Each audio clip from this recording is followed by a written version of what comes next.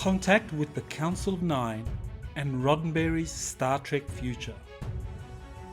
You're listening to Exopolitics Today with Dr. Michael Salla, your source for the uncensored truth regarding the human, extraterrestrial, global, and political agenda. Click the like button and subscribe to this channel.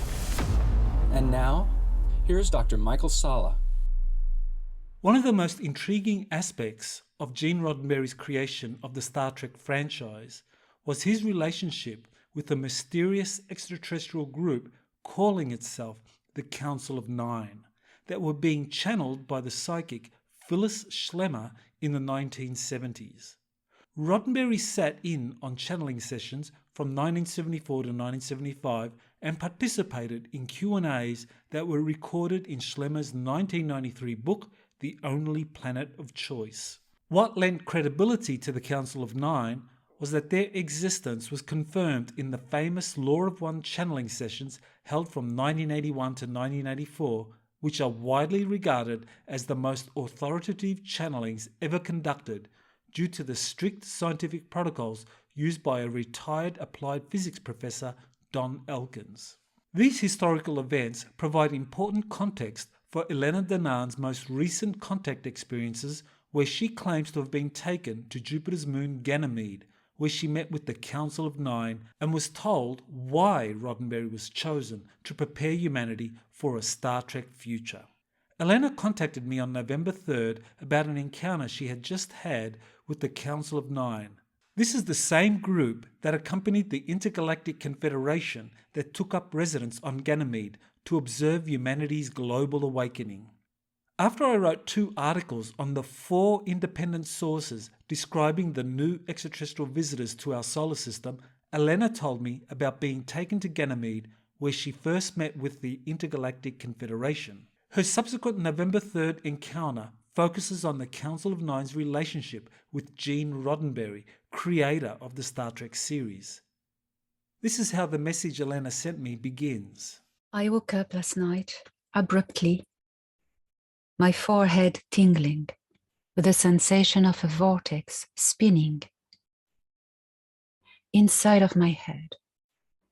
I sat on my bed and saw in front of me the ethereal figure of the tall white woman from the Intergalactic Confederation, whom I had met on board one of their motherships in the vicinity of Ganymede about a week ago. She expressed herself in the same holographic language composed of thought form frequency modules. She pointed a finger at my forehead, and the extremity of her finger started to glow with green light.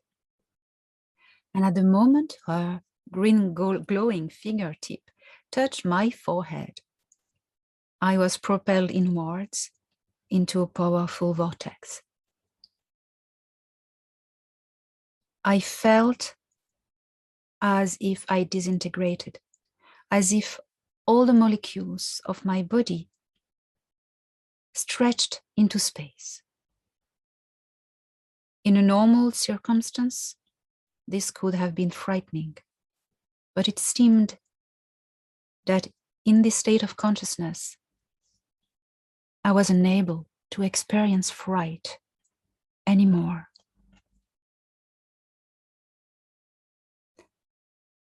A shimmering haze of light materialized ahead of me.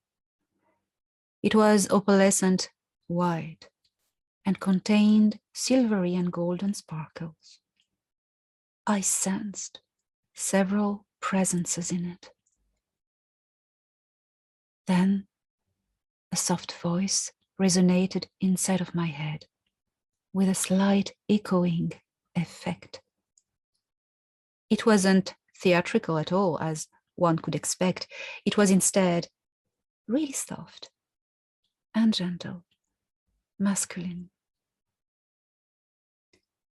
"We are the Nine," said the voice. My whole being shivered. A few seconds passed and I started to see humanoid silhouettes forming from the opalescent, glittering haze. 9 silhouettes, I suppose, all very tall and slim, as one approached closer to me, I felt a similar sensation like the pressure compressing your ears when you are in a plane and it takes altitude. Well, this was the same sensation, but experienced by my whole soul. The being took appearance of a tall extraterrestrial similar to the Patal, but I was well aware that these plasma supra-consciousnesses beings from the Nine Collective had in truth no real corporal form. I knew they could shapeshift in anything, and the form they chose to represent themselves to me was probably meant to improve my contact experience. The elegant, 9 feet tall being had green skin and wore no clothes. He was thin and had a long neck. His head was bald, his skull slightly larger than human at the back, and he had beautiful slanted eyes, sparkly inside in purple and garnet tones. I noticed he had 5 long, elegant fingers at each end. This was happening for a reason, and as the being remained silent, I understood I probably needed to ask questions. As briefly mentioned in an earlier article, the first communications with the Council of Nine began in 1952 and involved different psychics used by the famed US psychiatrist and paranormal investigator Dr. Andrija Puharich to make contact with extraterrestrial intelligence. Puharich secretly worked with the US intelligence community, which included the CIA and US naval intelligence, that sponsored his work with various psychics to gain knowledge about extraterrestrial life. It was Puharich who helped launch the career of famed Israeli psychic Uri Geller with the publication of his 1974 book, Uri, A Journal of the Mystery of Uri Geller. After Schlemmer spent 20 years channeling the Council of Nine, she wrote The Only Planet of Choice. In it, the Council of Nine explained themselves as follows.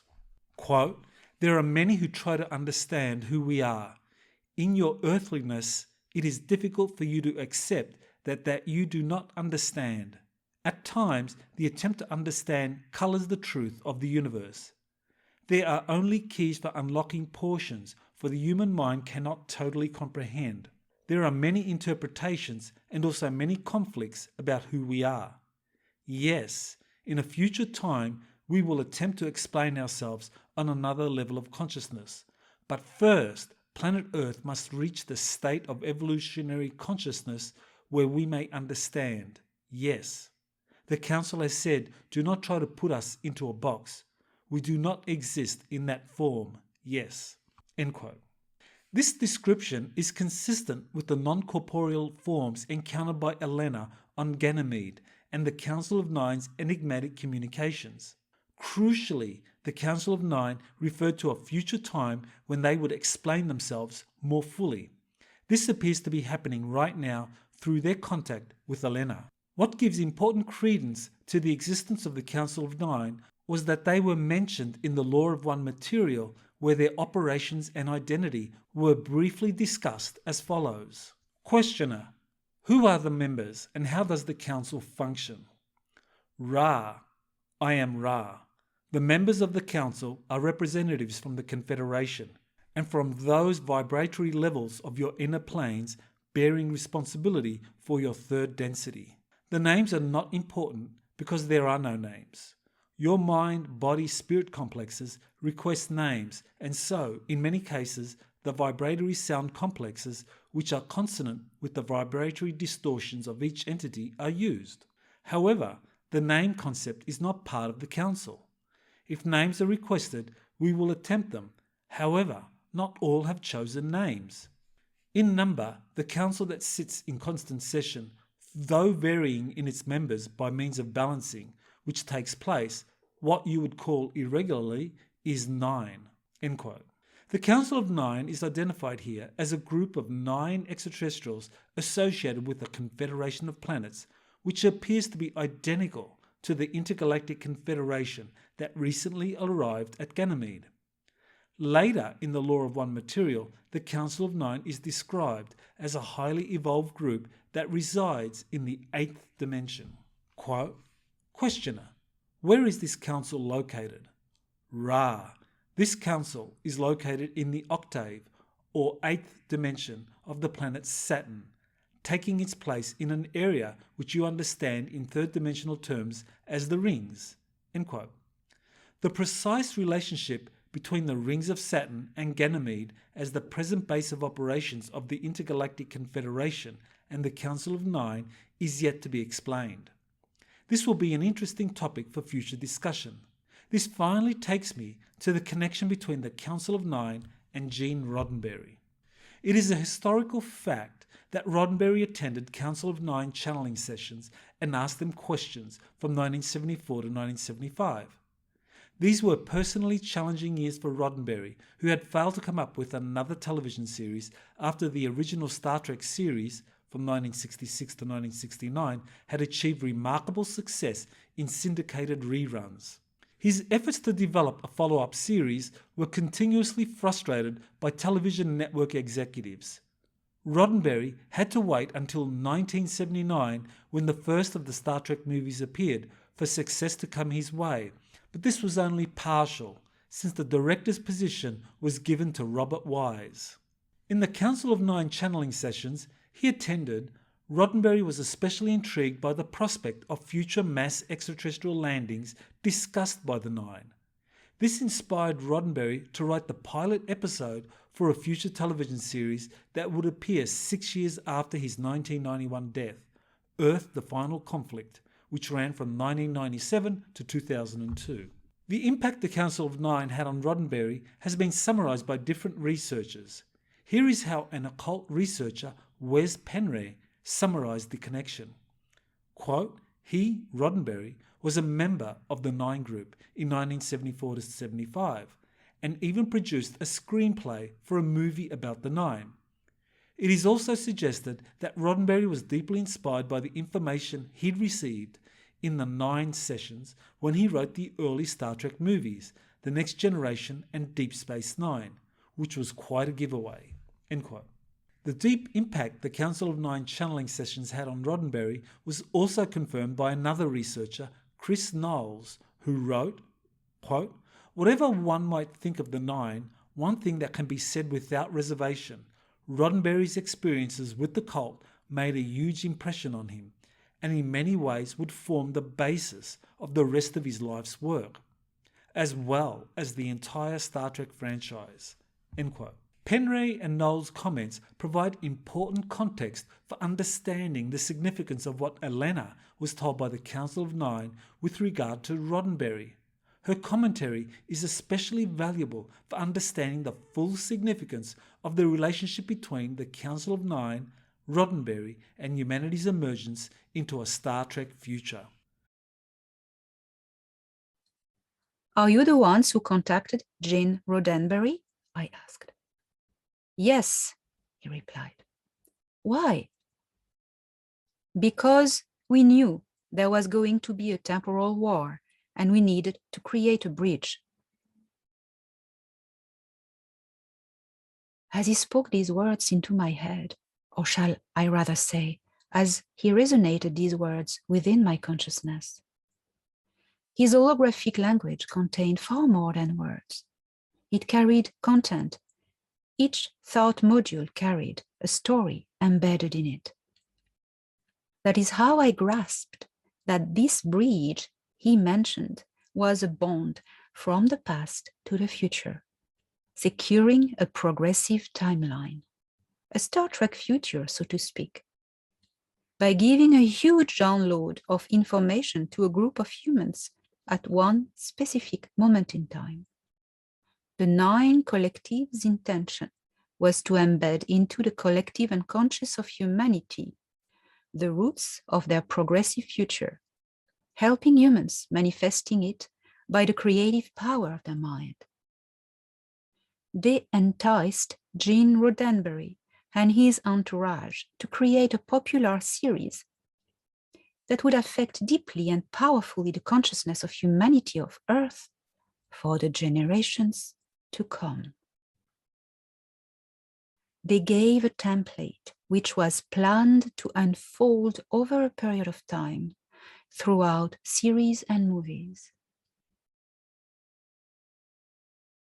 Star Trek resonated deeply within the consciousness of humanity, better than any other science fiction production ever made to this day. Maybe equaled by Star Wars, but only because it was so good and referred to the Orion Wars. Star Trek echoed an existing future reality by quantum resonance. This was the bridge. I asked, and has this bridge worked? Yes, it has, he replied. Now we are here at the other end of the bridge. You crossed the bridge to your future. We are here. We are the 9. As his words resonated in my being, I was sent backwards into this vortex, sucked back into my dimensional body on Earth. The disorienting sensation of being molecularly scattered infinitely reversed into compact form again. I reintegrated my body. The tall white lady was still here in my room, holding space to relay contact to the 9 collective. She smiled and vanished in the air. A smell of ozone lingered for a few minutes. I took a deep breath. My head was spinning with vertigo, but I managed to grab my phone and record my experience. Elena's commentary here is vitally important. Star Trek was conceived as a bridge to a future reality in the midst of an undeclared temporal war between rival extraterrestrial factions. The success of the Star Trek series was therefore attributed to humanity's collective unconscious, recognizing it as a potential timeline that needed to be embraced in order for it to come into reality. Elena's communication with the Council of 9 is also stunning confirmation of material in 2 of my previous books, the US Navy's Secret Space Program and Nordic Extraterrestrial Alliance, published in 2017, and Space Force, Our Star Trek Future, published in 2021. Both included chapters that discussed at length the connection between the US Navy, Rodenberry, and the Star Trek series. These 2 books made clear that Star Trek was a soft disclosure initiative that was secretly supported by US naval intelligence working through Leslie Stevens IV, the creator of the Outer Limits TV series that ran from 1963 to 1965, who had secretly helped Rodenberry come up with the original Star Trek series. In addition, my 2 books made clear that the US Navy had begun cooperating in the early 1950s with a human-looking group of extraterrestrials best described by a former aerospace designer and engineer, William Tompkins, in his autobiography Selected by Extraterrestrials, published in 2015. We now know that the Nordics described by Tompkins were members of the Galactic Federation of Worlds. This all confirms that there was indeed a significant extraterrestrial component working with the US Navy and Rodenberry to come up with a soft disclosure initiative that would prepare humanity for a Star Trek future. As Elena succinctly pointed out in her commentary, Star Trek was a bridge that would help humanity collectively manifest a positive future in the midst of an undeclared temporal war, where negative extraterrestrial forces, Draconian Empire and Orion Alliance, tried to manipulate humanity to bring about a galactic tyranny 350 years in our future. In another article, I explained how this galactic tyranny was first identified by yet another extraterrestrial organization, the Andromeda Council, who notified the Galactic Federation of Worlds which intervened in what had become a wide-ranging galactic temporal war where humanity's potential timelines were being heavily impacted by different off-world groups. Elena's encounter with the Council of Nine and their confirmation about Rodenberry's role in shaping human aspirations is vital for understanding where humanity is collectively heading. It is another historical fact that the creation of the US Space Force, Space Command, and a multinational space alliance are tied in to an official 2019 Space Futures Workshop report which identified a Star Trek future as humanity's optimal scenario in space. The Council of Nine, through Elena Danaan, has just confirmed that they and other positive extraterrestrial groups have been quietly nurturing a Star Trek future for humanity in a temporal war, which is coming to a decisive end, as previously reported. Consequently, we owe a huge collective debt of gratitude to Gene Roddenberry and many others who diligently nurtured Star Trek as a bridge to a future reality which is going to happen far more quickly than anyone anticipated. This has been Dr. Michael Sala with Exopolitics Today. I wish to thank Elena Danaan for permission to use her recording of her encounter with the Council of Nine in this podcast.